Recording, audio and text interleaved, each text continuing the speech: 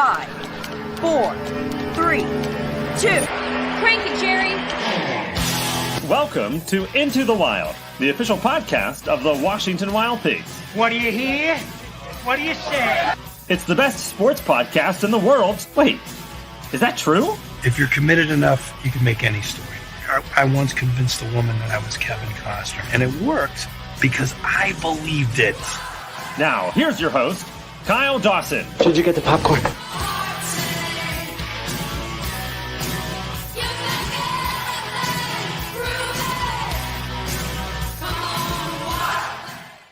Welcome back to the Into the Wild podcast highlights. This time, the edition for May 12th, 2024.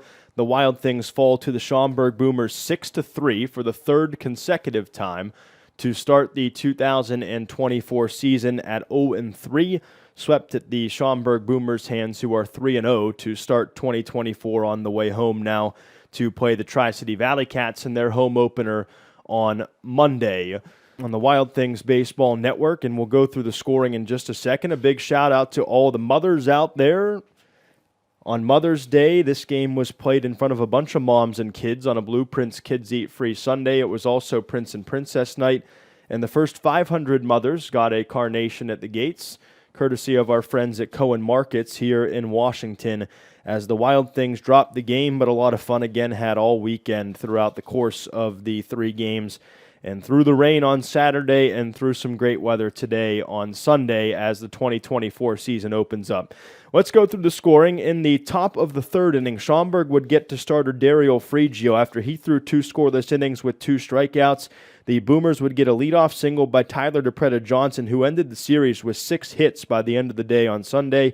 Chase Dawson would single, and with 2 on a wild pitch, would score DePreta-Johnson to make it 1-0 Schaumburg before Alec Craig hit his first home run of the 2024 campaign, a 2-run homer to bring home Dawson, and himself made it 3-0 Schaumburg after the top of the third inning. That's when Washington would respond, getting on the board with 1 out in the bottom of the third when Tommy Caulfield stepped to the plate and did this. Line by Hickard and delivery home to him is in the air to straightaway center and struck well. Center fielder back at the wall at the batter's eye, looking up and gone. Tommy Caulfield has his first of the year. Probably the farthest ball hit by a Wild Thing so far this season, taking it to the 405 batter's eye and beyond that, well beyond that, for home run number 1. Yeah, that ball was hammered. I mean, the hardest part to hit the ball in the ballpark, 405. It's a big wall out there. You really gotta crush that ball if you want to get it out over center field. That's probably well over 420 feet. The scoring would halt from there until the top of the 6th inning. The Schaumburg Boomers got a run on a wild pitch, on a RBI single by Felix Aberwet that scored Will Prater after a 1-out triple against Zach Kirby.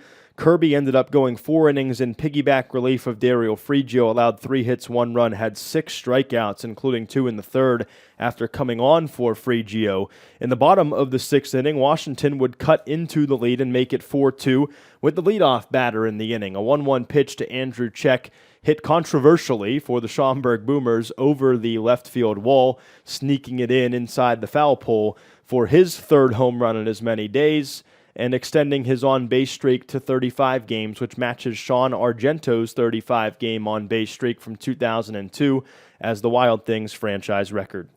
Here's the pitch to Check. Check fires that one off into left field. Will it get down? Nope, it will be foul. And they'll call it a home run. No, it did get out. So Check leaves the yard, and that's one way to tie the record. So Check ties the single season on-base streak at 35, set by Sean Argento's. So a home run here from Check, and what a way to do it, Kyle. The 8th inning, Hunter Stevens would toe the mound for the Washington Wild Things after Frankie Giuliano threw a scoreless 7th with 2 strikeouts. Stevens would end up striking out the side, but back-to-back-to-back singles and a wild pitch included in there. Tyler DePreta Johnson, Chase Dawson, and Alec Craig with the singles. DePreta Johnson and Dawson both scored to make it 6-2 in favor of Schaumburg, and the Wild Things brought it to 6-3 in the bottom of the 8th inning. A single by Quincy Lattimore to start the inning after he had hit for Wagner Lagrange for the first time at the plate after taking over defensively in left field. Lattimore would single with this hit. Payoff pause, the delivery to Lattimore, grounded sharply, left side base hit, and Lattimore in the hit column.